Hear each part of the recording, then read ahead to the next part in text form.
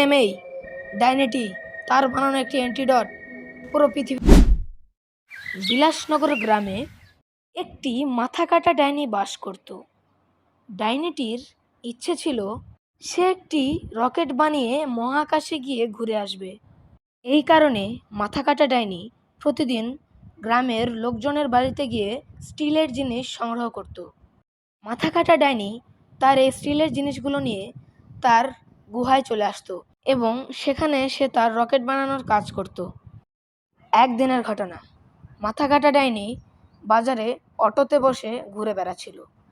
সে দেখতে পায় একটি স্টিলের দোকানে কোনো লোকজন নেই। অমনি সেই ডাইনি সেই দোকানের সব স্টিল তার অটোতে ভরে তার গুহায় চলে যায়। হায় হায় হায় হায় হায়, শয়তান ডাইনি আমারে কি সর্বনাশ করে দিল! হায় হায় হায়, এখন আমি চলবো কি করে? হ্যাঁ হ্যাঁ হ্যাঁ হ্যাঁ হ্যাঁ। একদিন বিকেলবেলা একজন লোক ডাইনির গুহার পাশ দিয়ে যাচ্ছিল। লোকটি গুহার ভেতর থেকে অদ্ভুত কিছু শব্দ শুনতে পেরে সেখানেই দাঁড়িয়ে পড়ে। আরে কি ব্যাপার? এই গুহার ভেতরে আবার কে শব্দ করছে রে? যাই তো দেখে আসি কোন চোর বেটা ভেতরে ঢুকে বসে আছে। এই বলে লোকটি ভিতরে চলে আসে। ভিতরে এসে দেখতে পায় সেখানে সে মাথা কাটা ডাইনিটি দাঁড়িয়ে আছে। ও বাবা, এ তো দেখি ডাইনি।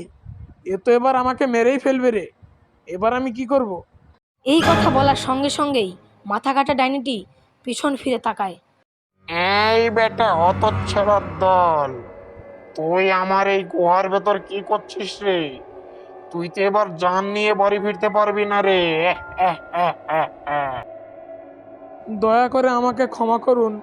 আমি আপনার কোনো ক্ষতি করব না। আমি ভেবেছিলাম ভেতরে কোনো চোর লুকিয়েছে চুরি করে। আমি আপনার কোনো ক্ষতি করব না। আমাকে ছেড়ে দিন, আমি বাড়ি যাব। হঠাৎ করেই চোখের পলকে ডাইনিটি সেই লোকের সামনে চলে আসে এবং সেখানেই তার গলা টিপে ধরে। আমাকে বাঁচান, আমাকে ছেড়ে দাও, বাঁচাও, বাঁচাও, আমাকে ছেড়ে দাও, বাঁচাও, কেউ বাঁচাও। এই ঘটনা ঘটার 2-3 মাস পর শহর থেকে একজন বিজ্ঞানী এই গ্রামে আসেন গ্রামটিকে ঘুরে দেখতে। একদিন এই বিজ্ঞানী বিকেলবেলা চা খাওয়ার জন্য একটি দোকানে আসে। সেখানে এসে তিনি দেখতে পান একজন লোক দোকানদারকে কি যেন একটি বলছে। ও দোকানদার ভাই, তোমার কাছে 2 বস্তা কয়েল হবে নাকি? 2 বস্তা হবে না, কিন্তু এই মুহূর্তে 1 বস্তা আছে। তুমি ওটাই নিয়ে যাও, পরে এলে আমি তোমাকে খবর দেব, তখন এসে নিয়ে যেও। এরপর সেই লোকটি সেখান থেকে চলে যান। কি ব্যাপার দোকানদার ভাই, উনি এতগুলো কয়েল দিয়ে করবেনটা কি? ও আচ্ছা, এই ব্যাপার। ওই তেমন কিছু না। ওই আর কি, আমাদের গ্রামের কোনো লোকই এই মশার কামড় সহ্য করতে পারে না। ওই তাই 2-3 বছরের জন্য একবারেই কয়েল কিনে নিয়ে চলে যান। এই কথা শুনে বিজ্ঞানীর মাথায় এক অদ্ভুত বুদ্ধি চলে আসে। এরপর সেই বিজ্ঞানী সেখান থেকে চা না খেয়েই চলে যান। বিজ্ঞানীটি বাড়িতে এসে বিছানায় বসে বসে কি একটা বিষয় নিয়ে যেন ভাবছিল। একটু আগে আমি যে দোকানে গেলাম, সেখানে গিয়ে এই এলাকার মানুষের অবস্থা দেখে তো আমার বেশ ভালো লাগছে না। এরা তো দেখি মশা দেখে খুবই ভয় পায়। এই ব্যাপারটাকে আমাকে কাজে লাগাতে হবে। কি করা যায়? আমি তো আর কয়েল বানিয়ে বিক্রি করতে পারি না। আমাকে আবার অন্য দিকটা দেখতে হবে তো। এক কাজ করলে কেমন হয়, মশার একটা ওষুধ বানাই।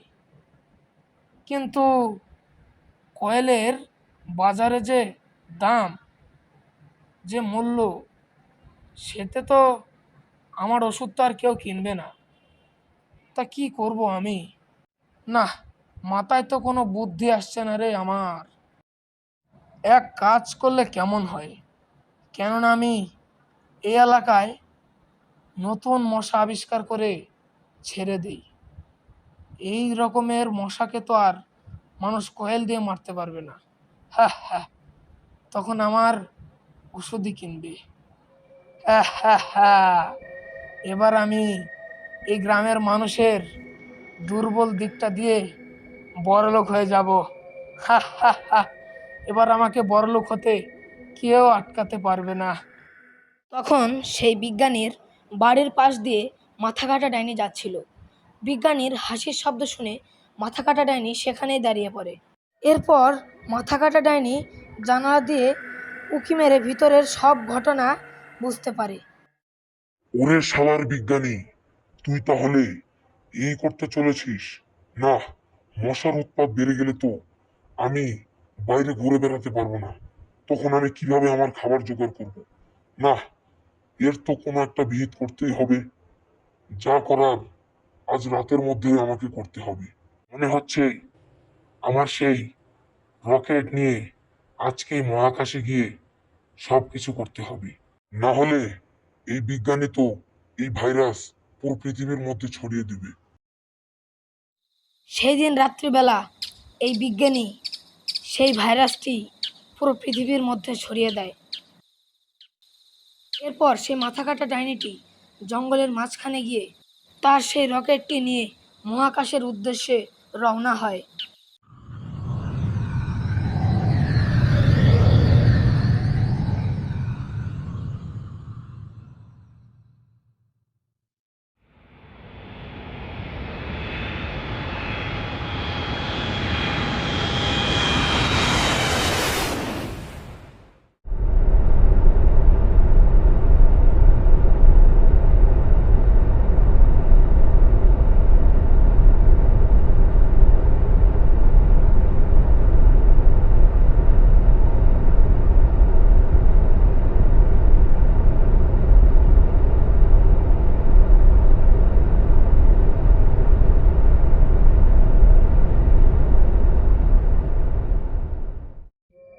রকেট থেকে নেমেই ডাইনিটি তার বানানো একটি অ্যান্টিডট পুরো পৃথিবীতে ছড়িয়ে দেয় এবং তার বানানো সেই রকেটে করেই আবার পৃথিবীতে ফিরে আসে।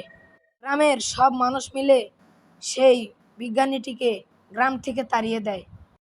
ডাইনির এই মহৎ কাজের জন্য গ্রামের সব মানুষ ডাইনির উপর অনেক খুশি হয়। এরপর থেকে ডাইনিটি আর এই গ্রামের কোনো মানুষের ক্ষতি করে না, বরং তাদের আরও উপকার করে। আর আমাদের আজকের গল্প এখানেই শেষ। আমাদের এই গল্পটি যদি ভালো লাগে তাহলে ভিডিওটিতে একটি লাইক দেবেন। আর এরকম আরও গল্প পেতে আমাদের এই চ্যানেল ভয়ঙ্কর অ্যানিমেশন এখনই সাবস্ক্রাইব করুন। ধন্যবাদ।